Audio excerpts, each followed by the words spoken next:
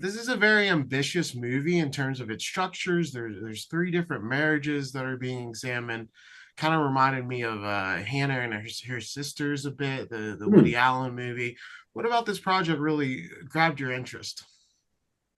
Um, how are you, by the way? Great. Ed Burns. I mean, we did a movie together, God, probably 18 years ago, 17, something like that. And I and he's the kind of guy that when he calls you, even out of the blue, and it has probably been 15 years, it's a very easy conversation. And if you're free, you're going to go work with him because it's just, the kind of the kind of honest, skilled storytelling that he's going to do, that he does time and time again. It's funny you bring up Hannah and her sisters. I mean, he's sort of fallen into this, taking the reins of Woody Allen from New York marriage and and relationship movies, and likes to reflect kind of, I'm sure, where he is in life, both the good and the not so good, whether it's him or friends that he's around or friends that he grew up with. And you don't see movies like this a lot. And I've been looking for relationship movies that kind of reflect what people in their late 40s, 50s that we're all kind of going through. And you see explored more in TV, but you don't see it explored in a film. So to really have the time and the vision to put it on the screen is something that was it was an easy yes. Forgive me while I adjust my little dog here. That's adorable. And you mentioned that you worked with Ed before. How is it Yeah. just seeing that evolution? Because he's had a very long and successful career. What stood out about him as a director?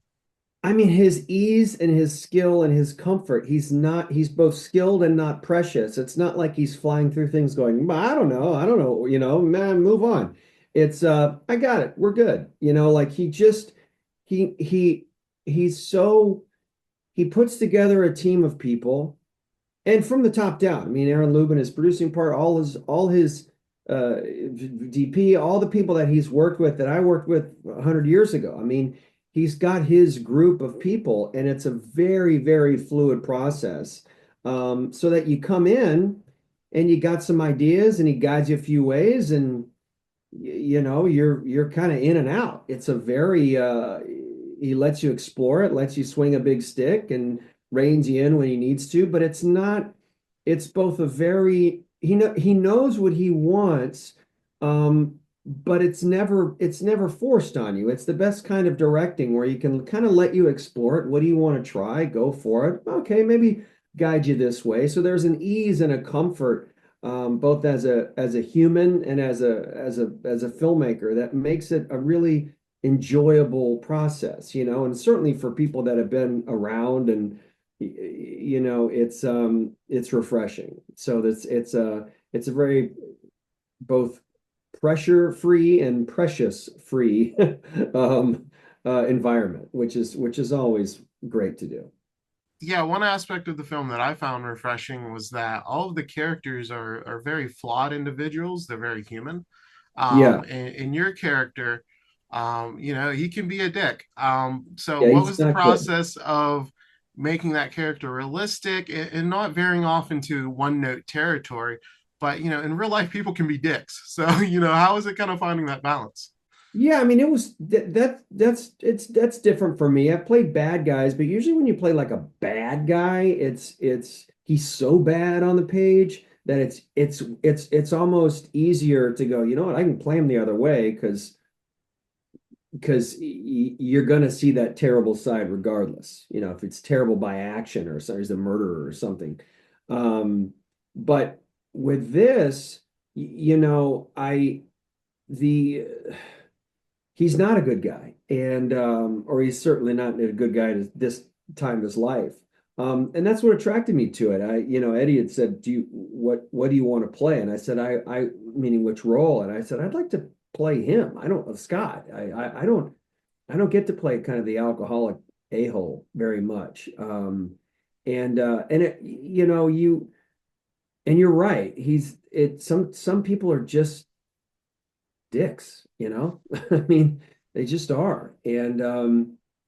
and that's him right now. So um, it was a little, I can't say it was super comfortable, because we would do 3 and 4 takes, and some would be very subtle, and some I'd really lay into Sweet Gretchen Mol, who was great in the movie, but I kept going, God, I'm just terrible to you. Um, but that was how my character fit into the story, so you can't be afraid of that. You can't apologize for that. You just kind of you have to dive in. So that was, I can't say it was fun, but it's certainly rewarding because then you can see how he's got to be kind of a ballast. Got to be a point to Benjamin Bratt's character and how Benjamin comes in. So everybody kind of fits into the puzzle. So you've got to really make sure that you go full throttle on yours to make the others work, if that makes sense. Yeah, totally. And you mentioned Gretchen. She's great in the film. And I wanted to ask about that chemistry because it's a special type of chemistry. It's not like you're bubbly together. This is very much a strained relationship. So can Yeah. you speak to finding that chemistry where you're at each other's throats a bit? How is it finding that?